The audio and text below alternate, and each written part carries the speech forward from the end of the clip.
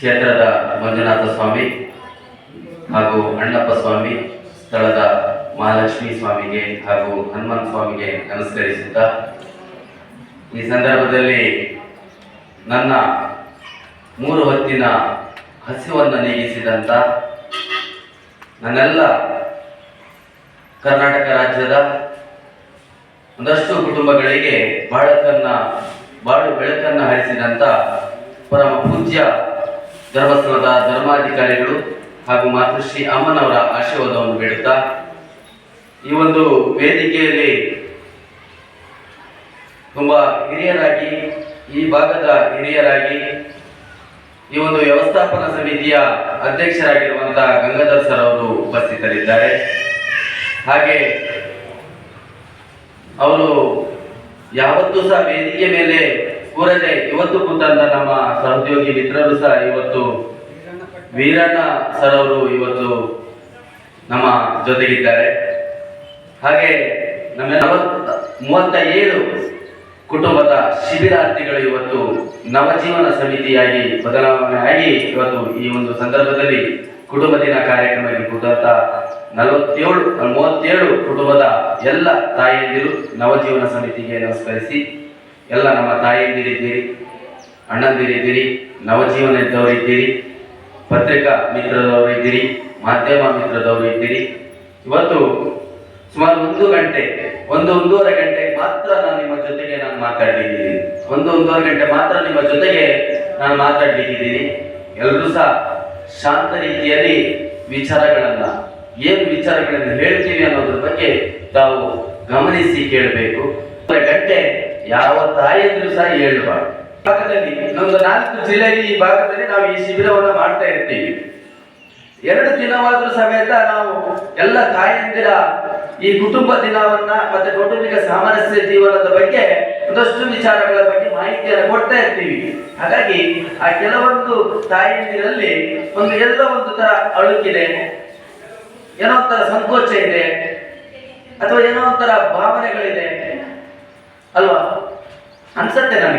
ನನಗನ್ಸುತ್ತೆ. ಯಾಕೆಂತ ಹೇಳಿದ್ರೆ ನಿಮ್ಮಲ್ಲಿ ಆ ಥರ ಭಾವನೆಗಳು ಇರಬಾರ್ದು ಅನ್ನುವಂಥದ್ದೇ ಈ ಒಂದು ಕುಟುಂಬ ದಿನ. ಆ ಥರ ಸಂಕೋಚಗಳು, ಅಳುಕುಗಳು, ಅಥವಾ ಏನೋ ಒಂದು ತರದ ಮನಸ್ಸು, ಅಥವಾ ಬಿಡ್ತಾರೋ ಇಲ್ವೋ ಇವರು, ಅಥವಾ ಇವರು ಬಿಡ್ತಾರ ಇಲ್ಲಿ, ಏನೋ 8 ದಿನ ಮೋಜು ಮಸ್ತಿ ಮಾಡಿದ್ರು, ಒಂದು ಒಳ್ಳೆಯ ಆಧ್ಯಾತ್ಮಿಕವಾಗಿ ಯೋಗ ಧ್ಯಾನ ಸಂಪನ್ಮೂಲ ವ್ಯಕ್ತಿಗಳಿಂದ ಮಾಹಿತಿಯನ್ನು ಕೊಡಿಸಿದ್ರು, ಆಟೋಟ ಸ್ಪರ್ಧೆಯನ್ನು ಕೊಟ್ಟಿದ್ರು, ಹಾಗೆ ಭಜನಾ ಕಾರ್ಯಕ್ರಮವನ್ನು ಮಾಡಿದ್ರು. ಆ ಒಂದು ಇದರಲ್ಲಿ ಇವರು ಕುಡಿಯೋದನ್ನ ಮಾಡ್ತಿದ್ದಾರೆ. ನಾಳೆ ಮನೆಗೆ ಹೋಗುವಾಗ ಯಾವುದು ಇರುವುದಿಲ್ಲಲ್ಲ, ಯೋಗ ಇರುವುದಿಲ್ಲ ಅಲ್ವಾ, ಯೋಗ ಇರುವುದಿಲ್ಲ. ನಂತರದಲ್ಲಿ ಸಂಪನ್ಮೂಲ ವ್ಯಕ್ತಿಗಳಿಂದ ಮಾಹಿತಿ ಅನ್ನುವಂಥದ್ದು ಇರುವುದಿಲ್ಲ. ಅದೇ ರೀತಿಯಲ್ಲಿ ಬೇರೆ ಬೇರೆ ಗಣ್ಯರಿಂದ ಮಾಹಿತಿ ಅನ್ನುವುದಿಲ್ಲ. ಶಿಬಿರಾಧಿಕಾರಿಯಾಗಿ ದೇವಿಪ್ರಸಾದ್ ಸರ್ ಅವರು ಮಾಹಿತಿ ಕೊಡ್ಲಿಕ್ಕೆ ಇರುವುದಿಲ್ಲ. ಬೇರೆ ಬೇರೆ ವಿಚಾರಗಳನ್ನು ಇಟ್ಕೊಂಡು ಅವ್ರೇನ್ ಮಾಡ್ತಾರೆ ಅಂತ ಹೇಳಿದ್ರೆ ಒಂಥರ ಬೇಸರದಲ್ಲಿ ಇದ್ದಾರೆ ತಾಯಿಯಂದಿರು ಅಲ್ವಾ. ಇಲ್ಲೇ ಹಾಕಿ ಬಿಟ್ಟಿದ್ವಿ, ಧರ್ಮಸ್ಥಳ ಅನ್ನುವಂತ ಸಂಸ್ಥೆಯಲ್ಲಿ ಒಂದು ಭೀಮಳ್ಳಿಯಲ್ಲಿ ಒಂದು ಕಾರ್ಯಕ್ರಮವನ್ನು ಮಾಡಿದ್ದಾರೆ ಅನ್ನುವಂಥದ್ರಿಂದ ಹಾಕಿ ಬಿಟ್ಟಿದ್ವಿ. ಅಲ್ಲಿ ನಮಗೆ ನಿಶ್ಚಿತ ಇದ್ವಿ ನಾವು. ಅವರಿಗೇನು ಊಟ ಕೊರತೆ ಇರಲಿಲ್ಲ, ತಿಂಡಿ ಕೊರತೆ ಇರಲಿಲ್ಲ, ಅಥವಾ ಅಲ್ಲಿ ಖುಷಿಗೆ ಕೊರತೆ ಇರಲಿಲ್ಲ, ಯಾವುದು ಸಹ ಕೊರತೆ ಅನ್ನುವಂಥದ್ದು ಇರಲಿಲ್ಲ. ಅಲ್ಲಿ ಎಲ್ಲ ಒಳ್ಳೆ ರೀತಿಯಲ್ಲಿ ಇತ್ತು, ಏನು ಸಮಸ್ಯೆ ಇಲ್ಲ ಅಂತ ಹೇಳಿ ನಾವು ಆರಾಮಾಗಿ 1 ವಾರ ಇದ್ವಿ ಅನ್ನುವಂಥದ್ದು ಸಹ ಕೆಲವರಿಗೆ ಖುಷಿ ಇದೆ. ಅವರೇನೋ ಕ್ಯಾಂಪು ತುಂಬಾ ವರ್ಷದಿಂದ ಮಾಡ್ತಾ ಬಂದಿದ್ದಾರೆ ಅಂತೆ, ವಾತಾವರಣದ ಹಿಂದೆ ತುಂಬಾ ವರ್ಷದಿಂದ ಮಾಡ್ತಾ ಬಂದಿದ್ದಾರೆ. ಅವರಿಗೆ ಆ ಕ್ಯಾಂಪಿನ ಬಗ್ಗೆ ತುಂಬಾ ಕಾಳಜಿ. ಯಾಕಂತಂದ್ರೆ ತಾಲೂಕಿನಲ್ಲಿ ಸುಮಾರು 250-300 ಕಾರ್ಯಕರ್ತರು ಈ ಕಾರ್ಯಕ್ರಮದಲ್ಲಿ ವಿನಿಯೋಗಿಸ್ಕೊಳ್ತೀವಿ. ಹಾಗೆ ಅದ್ರ ಜೊತೆಗೆ ವ್ಯವಸ್ಥಾಪನಾ ಸಮಿತಿ ಅಂತ ಹೇಳಿ ಮಾಡಿದ್ದಾರೆ. ಅಲ್ಲಿ ಭೀಮಳ್ಳಿಯಲ್ಲಿ ವ್ಯವಸ್ಥಾಪನಾ ಸಮಿತಿಯವರು ಸಮೇತ ಗಟ್ಟಿ ಇದ್ದಾರೆ. ಅವರು ಸಹ ಜವಾಬ್ದಾರಿ ಉಳ್ಳವರು. ಭೀಮಳ್ಳಿಗೂ ಸಮೇತ ಜವಾಬ್ದಾರಿಯಿಂದ ಶ್ರೇಯಸ್ಸನ್ನು ಬಗಿತಾ ಇರುವವರು. ಹಾಗಾಗಿ ಈ ಒಂದು ಶಿಬಿರದಲ್ಲಿ ನನ್ನ ಗಂಡ ಇದ್ದಾರೆ ಅಂತ ಹೇಳಿದ್ರೆ ಅವರಿಗೂ ಸಮೇತ ಶ್ರೇಯಸ್ಸನ್ನ ಬಗಿದೇ ಇರಲಿಕ್ಕೆ ಸಾಧ್ಯ ಇಲ್ಲ ಅಂತ ಹೇಳಿ ಆ ನಂಬಿಕೆ ವಿಶ್ವಾಸದಿಂದ ತಾಯಂದ್ರೆ ಏನ್ ಮಾಡಿದ್ರು ಅಂತ ಹೇಳಿದ್ರೆ ಗಟ್ಟಿ ಆರಾಮಾಗಿ ಮನೆಯಲ್ಲಿ ಇತ್ತು. ಆದ್ರೆ ಈಗ ನೀವು ಮಾತಾಡಬೇಕು, ನಿಮ್ಮ ಜೊತೆಗೆ ನಾನು ಮಾತಾಡಬೇಕು, ನನ್ನ ಜೊತೆಗೆ ನೀವು ಮಾತಾಡಬೇಕು. ಅದೇ ಒಂದು ಕುಟುಂಬದ ಆಗಿ ಪರಿಣಾಮ ಆಗ್ತದೆ. ಅಲ್ವಾ? ಹೌದಲ್ಲ? ತಾಯಂದ್ರು ಆ ಖುಷಿಯಲ್ಲಿ ಇದ್ದೀರಾ ಅಥವಾ ಬೇಜಾರಲ್ಲಿ ಇದ್ದೀರಾ ನನಗೆ ಹೇಳಬೇಕು. ಮನೆಗೆ ಬೇಕಾದಂತ ವಿಚಾರಗಳಿಗೆ ಏನೆಲ್ಲ ಸಮಸ್ಯೆ ಕೊಟ್ಟಿರ್ಬೋದು, ಆದ್ರೆ ಗಂಡನೇ ಅಲ್ವಾ? ಗಂಡನೇ. ಗಂಡನ ಯಾವುದೋ ಬೇರೆ ಜಾಗದಲ್ಲಿ ನೋಡ್ಲಿಕ್ಕೆ ಆಗುದಿಲ್ಲ, ಅಥವಾ ಬೇರೆಯವರನ್ನ ತಂದು ಕೂರಿಸ್ಲಿಕ್ಕೆ ಆಗುದಿಲ್ಲ. ಯಾಕೆಂತ ಹೇಳಿದ್ರೆ ನಾವು ಗಂಡನನ್ನ ಆ ಒಂದು ಈ ಗಂಡನ ಸ್ಥಾನದಲ್ಲಿ ನಿಲ್ಲಬೇಕು ಅಂತ ಹೇಳಿದ್ರೆ ಅದಕ್ಕೆ ಏನೆಲ್ಲ ವಿಚಾರಗಳಿದೆ ಅನ್ನುವಂಥದ್ರ ಬಗ್ಗೆ ನಾನು ನಿಮಗೆ ಮತ್ತೆ ಹೇಳ್ತೀನಿ.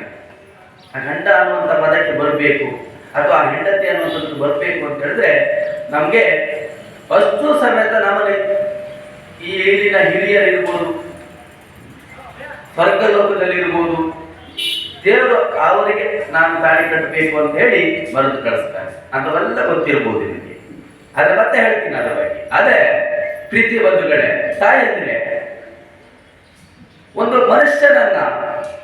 ಒಬ್ಬ ಮನುಷ್ಯನನ್ನ ದವಾಖಾನೆಗೆ ಹಾಕಿದ್ರೆ ನಾವು ಹಾಗೆ ಬಿಟ್ಟು ಹೋಗ್ತೀವ? ಹಾಗೆ ಬಿಟ್ಟು ಹೋಗ್ತೀವ? ಅಲ್ಲಿ ಸಿಸ್ಟರ್ ಇದ್ದಾರೆ, ದಾದಿಯರಿದ್ದಾರೆ, ಡಾಕ್ಟರ್ಸ್ ಇದ್ದಾರೆ, ನರ್ಸ್ಗಳಿದ್ದಾರೆ, ಬೇರೆ ಬೇರೆ ವರ್ಗದವರಿದ್ದಾರೆ, ನೋಡಿಕೊಳ್ಳಿಕ್ಕಿದ್ದಾರೆ, ವಯಸ್ಸು ವಾಡಿಗೆ ಹೋಗ್ಲಿಕ್ಕೆ ಬಿಡೋದಿಲ್ಲ, ಅಥವಾ ಅಲ್ಲಿ ಒರೆಸ್ಲಿಕ್ಕೆ ಜನ ಇದ್ದಾರೆ, ಗುಡಿಸ್ಲಿಕ್ಕೆ ಜನ ಇದ್ದಾರೆ, ಮತ್ತೆ ಎಲ್ಲ ಏನು ವಾಮಿಟ್ ಮಾಡಿದ್ರು ತೆಗಿಲಿಕ್ಕಿದ್ದಾರೆ, ಎಲ್ಲರೂ ಸಹ ಇದ್ದಾರೆ. ಆದ್ರೂ ಸಮೇತ ನಾವು ಅಲ್ಲಿ ಹೋಗಿರ್ತೀವಿ. ಯಾಕೆ? ಒಂದು ರೋಗಿಯನ್ನ ನಾವು ನೋಡ್ಕೊಂಡಾಗೆ ಆಗುದಿಲ್ಲ ಅಂತೆ ಅಲ್ವಾ? ಎಷ್ಟೇ ಅವರು ಚೆನ್ನಾಗಿ ನೋಡಿಸಿಕೊಂಡ್ರು, ಅವರು ಎಷ್ಟೇ ಚೆನ್ನಾಗಿ ವಿಚಾರವನ್ನು ಯೋಚನೆ ಮಾಡಿದ್ರು, ಅವರು ಅವನ ಗುಣಮುಖರಾಗಿ ಯೋಚನೆ ಮಾಡಿದ್ರು ಸಹ, ಅವರ ಬಗ್ಗೆ ನಂಬಿಕೆ ವಿಶ್ವಾಸ ಇದ್ರು ಸಹ ನಾವೇನು ಮಾಡ್ತೀವಿ ಅಂತ ಹೇಳಿದ್ರೆ ಅಲ್ಲಿ ಇರ್ತೀವಿ ನಾವು. ಡಾಕ್ಟರ್ ಎಷ್ಟೊತ್ತಿಗೆ ಕರೀತಾರೇನೋ ಅಥವಾ ಅವ್ರಿಗೆ ಏನಾಗಿದೆ ಅಂತ ಕೇಳಬೇಕು ಅನ್ನುವಂಥದ್ದು ನಾವು ಇರ್ತೀವಿ. ಇವತ್ತು ನಮ್ಮ ಭೀಮಹಳ್ಳಿಯಲ್ಲಿ ತಾಯಂದಿರು ಬಂದಿದ್ದು ಅಂತ ಹೇಳಿದ್ರೆ ಒಂದು 5 ರಿಂದ 6 ಜನ ಮಾತ್ರ. ಎಷ್ಟು ಜನಕ್ಕೆ? 40 ಜನಕ್ಕೆ 5 ರಿಂದ 6 ಜನ ಬಂದು, ಸರ್ ನನ್ನ ಗಂಡ ಹೇಗಿದ್ದಾರೆ, ಚೆನ್ನಾಗಿದ್ದಾರಲ್ಲ, ಅವ್ರು ಖುಷಿಯಲ್ಲಿ ಇದ್ದಾರಲ್ಲ ಸರ್, ಅವ್ರಿಗೇನು ಆರೋಗ್ಯದಲ್ಲಿ ಏನು ಏರ್ಪೇರು ಇಲ್ಲಲ್ಲ ಸರ್? ನಿಮ್ಮ ಮನಸ್ಸಲ್ಲಿ ನೀವು ತಿಳ್ಕೊಳ್ಳಿ, ಹೆಣ್ಮಕ್ಳು ತಿಳ್ಕೊಳ್ಬೇಕು. ನಿಮ್ಮ ಮನಸ್ಸಲ್ಲಿ ನೀವು ಯೋಚನೆ ಮಾಡಬೇಕು. ಏನು ಯೋಚನೆ ಮಾಡಬೇಕು ಅಂತ ಹೇಳಿದ್ರೆ ಕುಡಿತ ಅನ್ನುವಂಥದ್ದು ಅದು ಒಂದು ತರ ಇದು ಅಲ್ಲ, ಮಜ್ಜಿಗೆ ಕುಡಿದಾಗೆ ಅಲ್ಲ, ಅಥವಾ ಮಜ್ಜಿಗೆ ಅಥವಾ ಹಾಲು ಕುಡಿದಾಗೆ ಅಲ್ಲ. ಕುಡಿತ ಅನ್ನುವಂಥದ್ದು ಏನು ಅಂತ ಹೇಳಿದ್ರೆ ಸ್ಲೋ ಪಾಯ್ಸನ್ ಇದ್ದಾಗೆ. ಅವನ ಕಿಡ್ನಿ ಸಮಸ್ಯೆ ಆಗ್ತದೆ, ಅವನ ಲಿವರ್ ಸಮಸ್ಯೆ ಆಗ್ತದೆ, ಅವನ ಶ್ವಾಸಕೋಶದ ಸಮಸ್ಯೆ ಆಗ್ತದೆ, ಅವನ ನರಮಂಡಲದ ತಲೆಯಲ್ಲಿರುವಂತಹ ನರಮಂಡಲ ಏನಿದೆಯಲ್ಲ ನಮ್ಮಲ್ಲಿ, ಆ ಏನು ಉಂಟು ಎಲ್ಲವೂ ಸಮೇತ ಒಂಥರ ಬರ್ನ್ ಮಾಡ್ತದೆ, ಹುಚ್ಚುರುಚ್ಚಾಗಿ ಅಳ್ದಾಡುವಂತ ಮಾಡ್ತದೆ, ಏನು ಬಿಡಿಸು ಬೀಳುವಂತದ್ದಾಗ್ತದೆ, ಹಾರ್ಟಿಗೆ ಸಮಸ್ಯೆ ಬಂದು ಹಾರ್ಟ್ ಅಟ್ಯಾಕ್ ಆಗುವಂತಹ ಸಮಸ್ಯೆಗಳು ಬರ್ತದೆ. ಕುಡಿತ ಮಾಡೋದ್ರಿಂದ ಒಂದಷ್ಟು ಕಾಯಿಲೆಗಳು ಬರ್ತದೆ. ಆ ಕಾಯಿಲೆ ಮನುಷ್ಯನ ನೀವು ಇಲ್ಲಿ ತಂದು ಹಾಕಿದವರು ಇವತ್ತೇ ನೀವು ಬಂದು ಕೂತ್ಕೊಂಡಿದ್ದೀರಿ.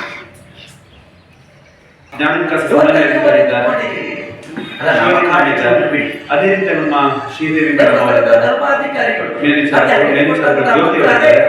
ಜ್ಞಾನಕಾಸ ಸಮನ್ವಯಾಧಿಕಾರಿ ಇದ್ದಾರೆ, ನಿನ್ನ ಮನೆಯ ಸಮಸ್ಯೆ ಅದೇ ರೀತಿ ನಮ್ಮ ಶ್ರೀದೇವಿ ಮೇಡಮ್ ಅವರಿದ್ದಾರೆ,